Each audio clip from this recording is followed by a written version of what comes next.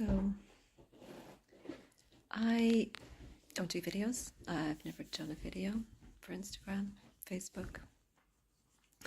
I don't even really put pictures up. That's my kitten. But after conversations with friends, family, and clients, I really feel that people out there need to maybe understand a bit more about what's happening and why they feel the way they're feeling at the moment.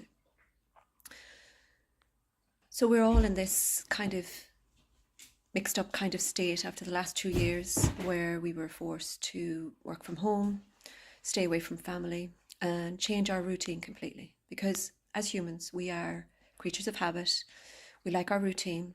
We get up, we go downstairs, we turn the kettle on, we have our coffee, we have our tea, and we have this momentum that we go and we go and we keep on going. And it's been happening for quite a while. It's been happening for too long, that we've been living in this almost mechanical style of living where we are on a wheel, part of a bigger cog, in a wheel, part of something bigger, this machine that keeps on turning and turning and turning. And if for whatever reason you can't keep turning in that machine, or you want to come out of that machine, it becomes really difficult to step outside of it, to step outside of the social conditioning, the job that pays the bills, the car, the house, the latest technology. Everything that we are living in right now is a false construct of a world that is man-made. It isn't natural. This is not the natural way to live. We are nature, but we are not living as nature. And I know we can't go back to being cave dwellers or living in forests just right now, because we are in a total mess. We've messed up. We all have. Every one of us. The human race is really messed up. Because we are living outside of ourselves for satisfaction is probably the biggest reason why, is because we are told, we've been conditioned, we've been brainwashed, I don't like to use that word because it can shut people down. People are very resistant to be told that the reason they do what they do is because they've been conditioned and brainwashed by society, schools, the TV, computers, Facebook, Instagram. I'm on Instagram now. But all of these things can be used. They're all energy, flows of energy. And it's how we use them. It's how we use these new technologies to bring people together. And on one side, it really is bringing people together. Communities are springing up all over the place.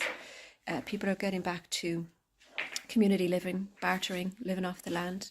There are small holdings, people growing their own vegetables, people with chickens just for eggs. Everybody is feeling the pull. Everybody is feeling the pull.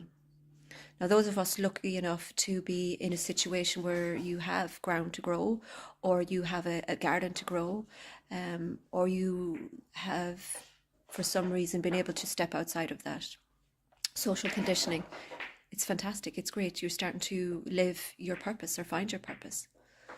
But for the majority, and after a conversation with a really dear friend today, and also a conversation last week with another two dear friends who are caught inside this perpetual kind of cycle of getting up early, going to work, sitting in traffic, leaving the children into daycare to be minded by someone else, to come home late, absolutely knackered, to try and put a dinner on the table. It has to be healthy, it can't be this, it has to be that. We are suffering, all of us. We are suffering because we have a total disconnect from our true nature, our true selves, and what we actually are and what we came here to do. Once you can see this suffering in other people, and it's everywhere, it's everyone, the trauma is deep within everybody. It starts to, you can feel it. It's something that you can now feel from people. And we're lost. We're completely lost. We don't know how to get out of this rat race. We don't know how to get connected back into ourselves.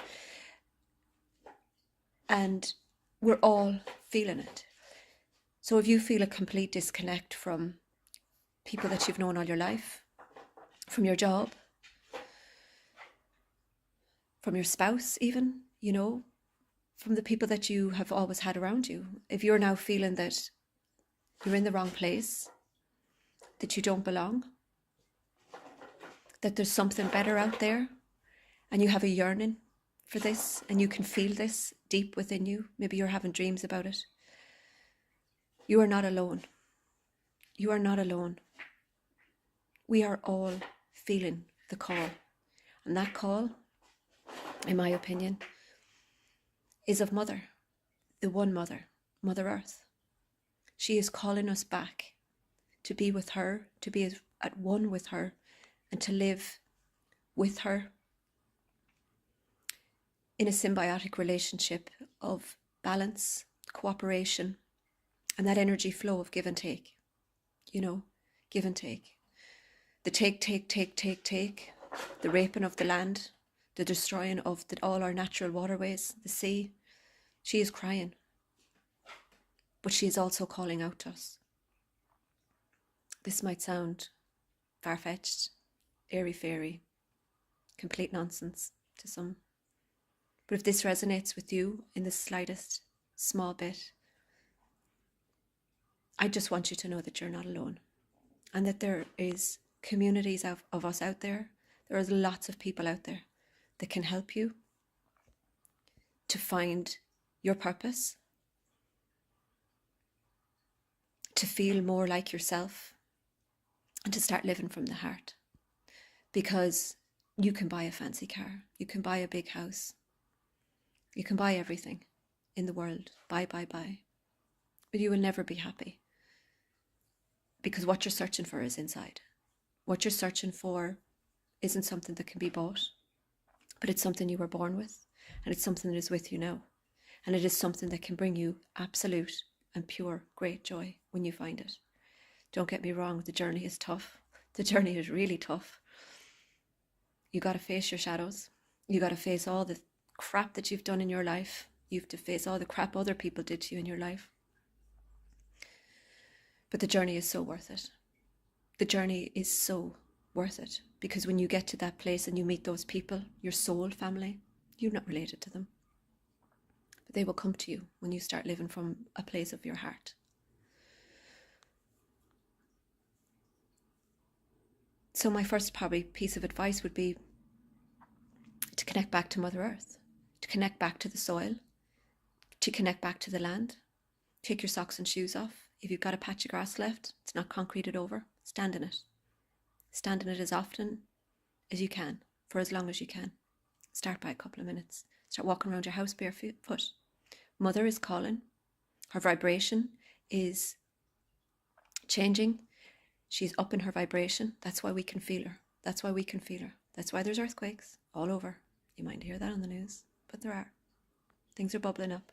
Things are changing. This world that we live in can no longer sustain us as a civilization. It's as simple as that.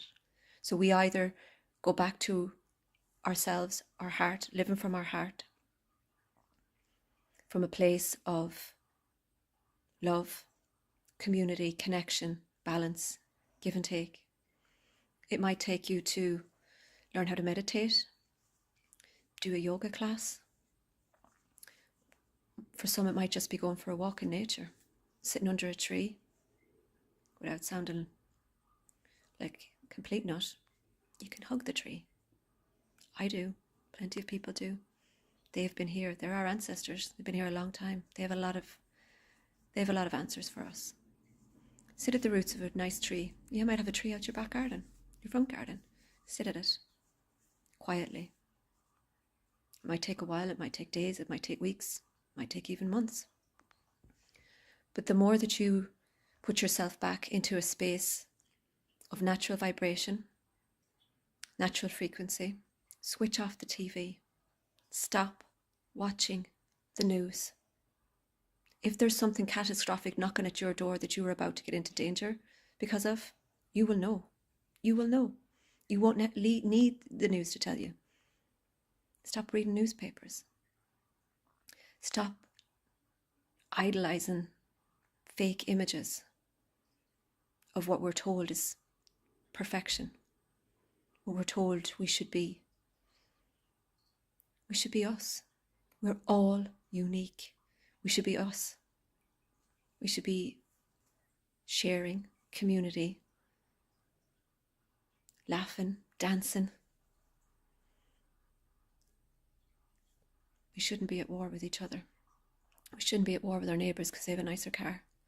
We shouldn't be at war with the people, our children, school they go to because they have a nicer lunchbox, because they have nicer bows in their hair. We're at war at every level, right from the beginning, sending our children to school, right to the end. We're at war with each other. And you know why?